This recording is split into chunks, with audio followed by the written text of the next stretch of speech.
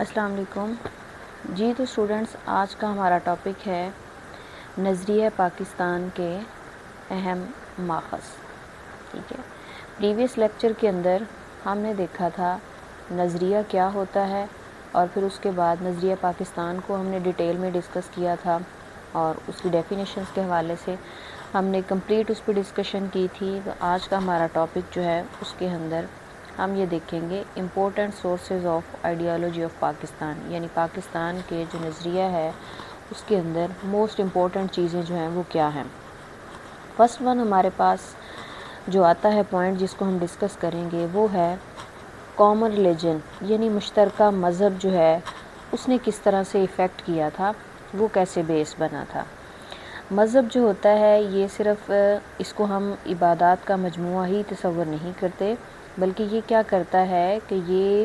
کسی بھی قوم کی جو معاشرتی زندگی ہوتی ہے مکمل طور پہ اس کی عکاسی کرتا ہے۔ اب 19ویں صدی میں برصغیر پاک و ہند میں جو کئی ہندو تحریکیں تھیں انہوں نے جنم لیا، جن کا مقصد کیا تھا؟ ان تحریکوں کا مقصد یہ تھا کہ ہندوازم جو ہے نا اس کی اشاعت کی جائے، اس کو بڑھایا جائے، مسلمانوں کو نقصان پہنچانا اور ان کے جو حقوق ہیں ان کو پامال کرنا، یہ ان کا مقصد تھا۔ ان تحریکوں میں ایک تحریک تھی آریہ سماج۔ ٹھیک ہے، یہ جو چیزیں میں بتا رہی ہوں ان کو آپ نے ساتھ ساتھ ہی ہائی لائٹ کرتے جانا ہے، کیونکہ یہ آپ کے MCQ اور شارٹ کوسچنز کے اندر آپ کو کام آئیں گی۔ میں کوشش کروں گی کہ اس کو جیسے جیسے میں ٹاپک وائز اس کو کروا رہی ہوں نا، اس کے ساتھ ساتھ ہی آپ کو MCQ اور شارٹ کوسچن جو ہے نا وہ بھی بنا کے دیتی جاؤں۔ یعنی یہاں پہ ان ہندو تحریکوں کے اندر ایک تحریک تھی جس نے زیادہ جس کو زیادہ مقبولیت حاصل ہوئی، وہ آریہ سماج تھی، اور اس کا جو بانی تھا پنڈت دیانند سرسوتی اس کا نام تھا۔ ٹھیک ہے، اس کو بھی آپ نے اسی طرح سے ہائی لائٹ کر لینا ہے۔ اس نے شدھی جو ہے ایک پراپر طریقے سے جس نے آگے کام کرنا شروع کیا تھا، یہ ہندوازم کی ایک ٹرم ہے، اس کو انہوں نے یوز کیا، اور اس کے مطابق کیا ہے جی پاک صاف کرنا۔ ٹھیک ہے، یعنی اس طرح سے اس نام سے انہوں نے ایک تحریک اور ایک پروگرام کا آغاز کیا، اور اس کا مقصد کیا تھا کہ غیر ہندوؤں کو زبردستی ہندو بنانا، یعنی وہ مسلمانوں کی جتنی بھی آبادی وہاں پہ موجود تھی اس کے مقابلے میں وہ اپنا جو ہندوانہ مذہب تھا نا اس کی اشاعت کرنا چاہتے تھے۔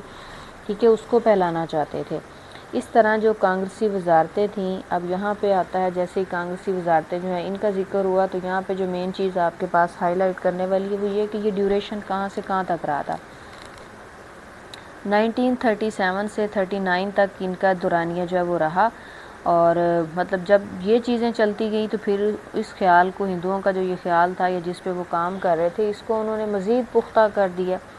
ٹھیک ہے، ایک متحدہ ہندوستان میں مسلمانوں کے لیے اپنی مذہبی شناخت اور پہچان کو برقرار رکھنا جو ہے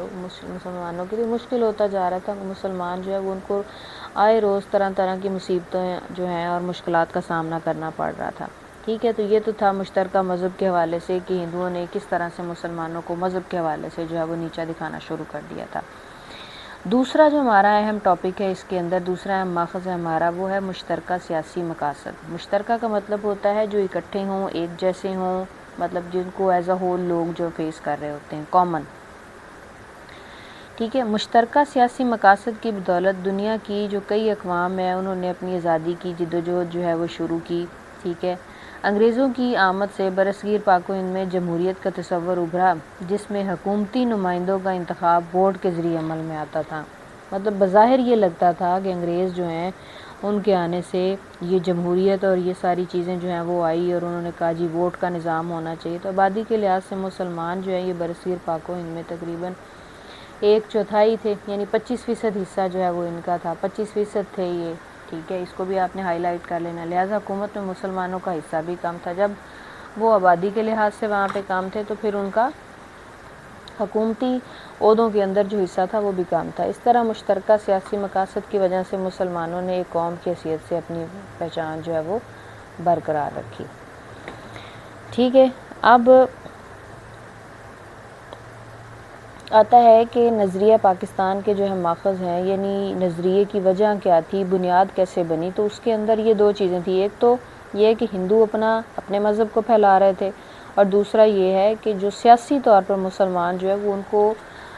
مطلب ان کا وہاں پہ رہنا یا ان کی شناخت برقرار رکھنا نا ان کے لیے مشکل ہوتا جا رہا تھا۔ تعلیمی مقاصد پہ ہم آ جاتے ہیں، بہت آسان ہے یہ۔ کامن ایجوکیشنل آبجیکٹیوز، مشترکہ تعلیمی مقاصد جو ہیں یہ بھی کسی قوم کے نظریے کے ماخذ ہی ہوتے ہیں۔ انگریزوں نے کیا کیا تھا، انہوں نے برصغیر پر قبضے کے بعد مطلب تعلیمی نظام جو ہے اس کے اندر اس قدر تبدیلیاں کر دی، انہوں نے ایسا تعلیمی نظام متعارف کرایا جس میں انگریزی زبان جو ہے اس کو مرکزی حیثیت انہوں نے دے دی، ٹھیک ہے۔ اور اس کے بعد کیا ہوا، جب انگریزوں نے مرکزی زبان جو ہے اس کو انگریزی زبان جو ہے اس کو مرکزی زبان کی حیثیت دے دی، اور بیشتر جو علماء ہیں ان کو اس پر تحفظات ہونے لگے، اور وہ یہ سمجھتے تھے کہ اس سے مسلمان جو ہے ان کی جو پہچان ہے یا شناخت ہے وہ خطرے میں پڑ رہی ہے۔ اس لیے بھی انہوں نے کیا کیا کہ جو وہ ہندوستان کے اندر رہنے والے مسلمان تھے انہوں نے اپنا علیحدہ تعلیمی نظام جو ہے اس کو بنانے کی، رائج کرنے کی کوشش کی تھی۔ تو یہ بھی ایک بیسک موٹیو تھا نظریہ پاکستان کے پیچھے۔ مشترکہ معاشی مقاصد جو ہیں اس کو دیکھتے ہیں تو اس میں آتا ہے کہ مشترکہ معاشی مقاصد بھی کسی قوم کے نظریے کے ماخذ ہی ہوتے ہیں۔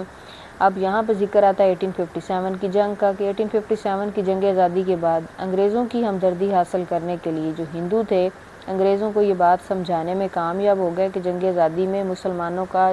کردار جو ہے وہ زیادہ تھا، یعنی اگرچہ مطلب دونوں ہی قومیں شامل تھی انگریزوں کے خلاف اس جنگ کے اندر، لیکن وہ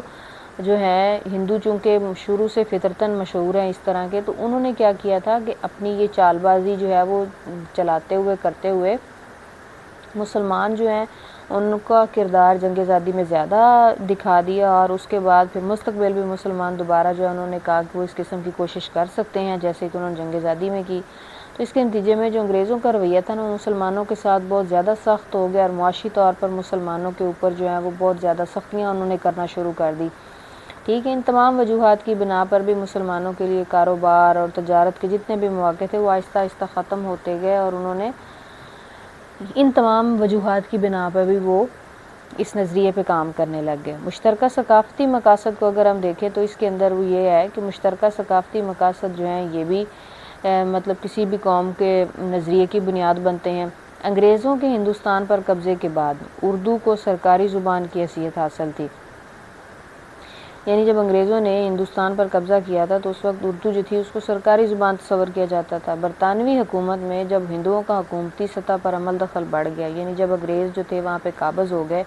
اور انہوں نے جو حکومتی سطح پر اپنی انٹرفیرنس شروع کر دی، تو انہوں نے اردو کی جگہ ہندی جو تھی نا اس کو سرکاری زبان کا درجہ دلانے کی کوشش کی، ٹھیک ہے۔ عربی کے اردو کے بارے میں یہ ہے چونکہ یہ عربی رسم الخط میں لکھی جاتی ہے لہذا اسے اسلام اور مسلمانوں کے زیادہ قریب تصور کیا جاتا تھا، جبکہ ہندی جو ہے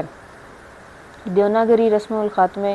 لکھی جاتی تھی، اور ہندوؤں نے اردو کی جگہ ہندی کو سرکاری زبان کا درجہ دینے کا مطالبہ کر دیا۔ مطلب جب وہ مسلمانوں حالات جو ہیں اور ساری چیزیں جو ہیں مسلمانوں کے خلاف ہوگی تو پھر انہوں نے ان تمام چیزوں کو اپنے سائیڈ پہ لے جا کے اور اپنے حق میں کرنے کی کوشش کی۔ مسلمانوں کو ہندی پڑھنے لکھنے پر عبور حاصل نہیں تھا، جو ہندو تھے ان کے اس عمل سے مسلمانوں میں متحدہ ہندوستان میں اپنا الگ تشخص جو ہے وہ برقرار رکھنے کی سوچ پیدا ہوئی، یعنی انہوں نے اس پوائنٹ پہ سوچنا شروع کر دیا کہ مسلمان جو ہیں اگر انہوں نے اپنی بنیاد پہچان رکھنی ہے تو پھر اس کے لیے انہیں اپنا علیحدہ سے وطن جو ہے حاصل کرنا چاہیے، یا علیحدہ سے وطن کا مطالبہ جو ہے وہ اس طرح سے ان کا زور پکڑتا جا گیا۔ تو یہ آج کا ٹاپک بس اتنا ہی تھا۔ میں ڈیلی بیسس پہ جو ہے نا وہ ایک ایک ٹاپک کو اچھے طریقے سے کور کرنے کی کوشش کروں گی، کیونکہ بچوں کے پاس بکس تو ہوتی ہیں ٹھیک ہے، اس کو ریڈ آؤٹ بھی کر لیتے ہیں، لیکن جب اس کو آپ آسان